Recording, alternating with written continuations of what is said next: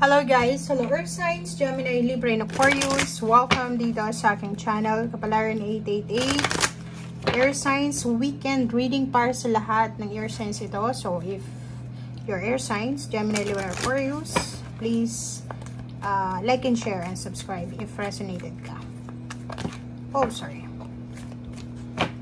Air Signs, Gemini, Libra, Aquarius. Air Signs, Gemini, Libra, and Aquarius.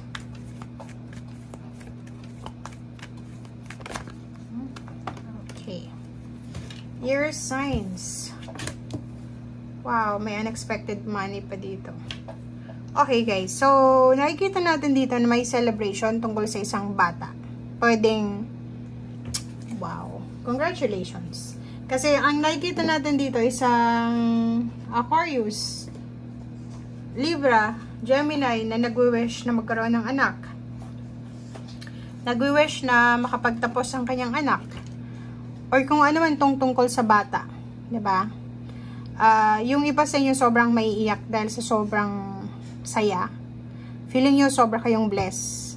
Lalo na yung iba sa inyo Aquarius, Libra, and Gemini na hindi nagkakaanak. Pwedeng malaman niyo na this weekend pag-check niyo ng pregnancy test or yung asawa niyo or girlfriend, buntis na pala. So, maraming celebration regarding sa mga child, regarding sa mga batang individual na below 10 years old or below 15.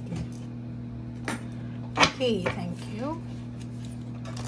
Or pwede din isang unexpected na good luck, good fortune ang mangyari sa inyong anak, sa inyong apo, sa mga batang individual sa buhay mo. Or pwede isang good news tungkol sa isang baby, sa isang bata ang maririnig nyo.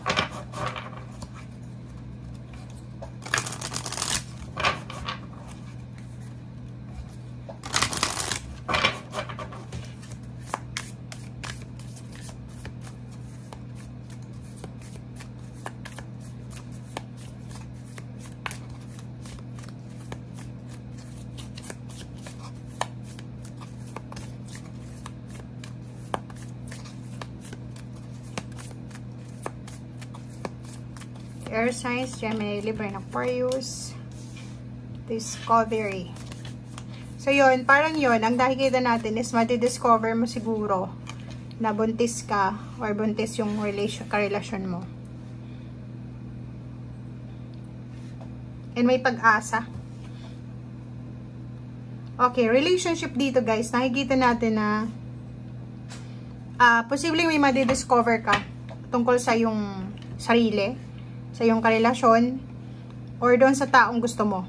Meron ditong butterfly, freedom, 2 butterflies, and perception. So, yung perception mo sa buhay ay posibleng magbago. 'Di ba? Like yung iba sa inyo dyan na marami kayong mga negative thoughts, mga self-negative restrictions sa buhay nyo. Posibleng magbago yon. Wait lang, guys.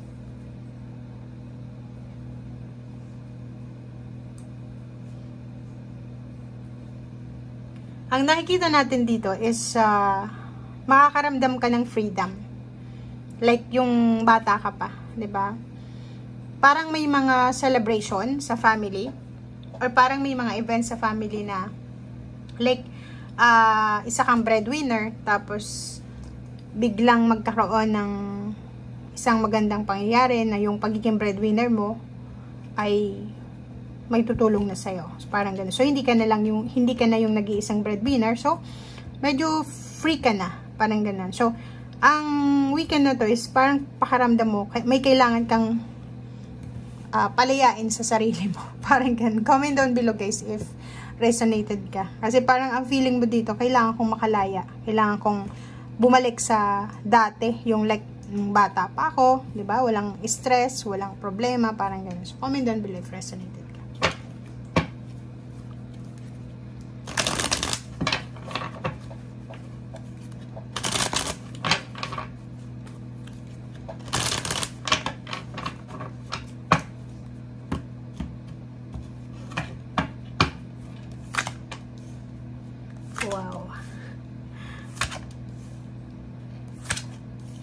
Makikita natin dito, medyo nagdadalang isip ka. O, tingnan mo. Diba? Ang nakikita ko sa'yo dito, air signs, mayroon kang paniniwala sa buhay regarding money and relationship. And parang hindi ka makaalis sa isang sitwasyon, like hindi ka makapag-desisyon sa either love or relationship kasi may self-restricted na emotion or thoughts. Yung parang ikaw lang mismo yung nakakapag-isip ng ganyan. Okay? Like, iba yung paniniwala mo, iba din yung paniniwala ng mga tao sa paligid mo. So, parang hindi mo ma-explain yung sarili mo. Parang yung iba sa inyo dyan, masaya sa isang bagay na yung ibang tao hindi masaya. Parang ganun. So, may the devil dito. May mga kumukontra. May mga hindi ka kumukontra. Pwede ikaw mismo to. Pwedeng ikaw yung ayaw umalis sa isang sitwasyon. Ikaw din ito na yung parang mindset mo is kontento ka sa isang bagay.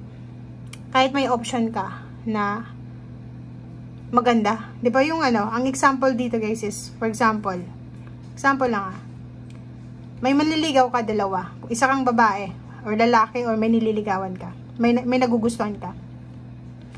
Yung isa dito is mayaman. Or hindi natin pwedeng masabing mayaman. Financially stable siya. Secured. May trabaho. Hindi siya naghihirap sa usaping pera. Yung isa, nagtatrabaho siya, pero part-time lang. So, between mayaman or may pera or wala. Pero, mas mahal mo yung walang pera.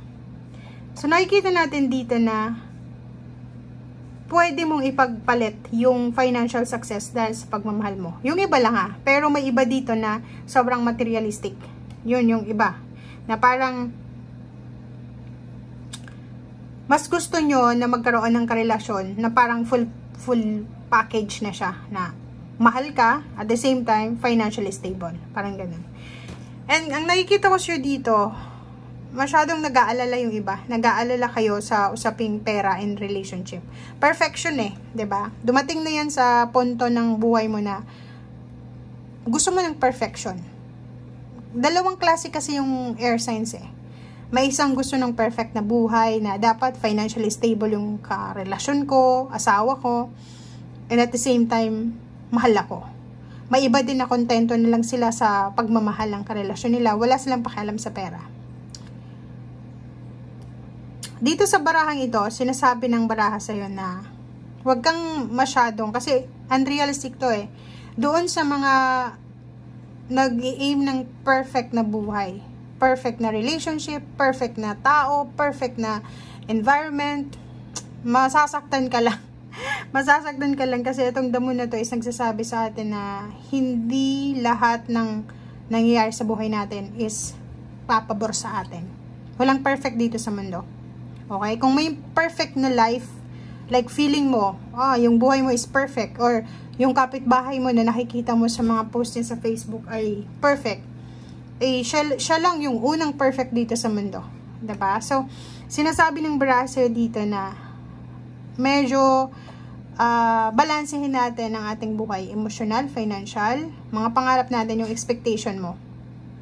Diba? Yun nga, may perception dito. Dapat palayain mo yung sarili mo kasi ang dami-dami mong unrealistic goals dito, unrealistic relationship sa mindset mo, sa yung parang gusto ko ng, like, kung lalaki ka, gusto ko yung babaeng mapapangasawa ko, tulad ng nanay ko, masipag, maganda, parang full package siya.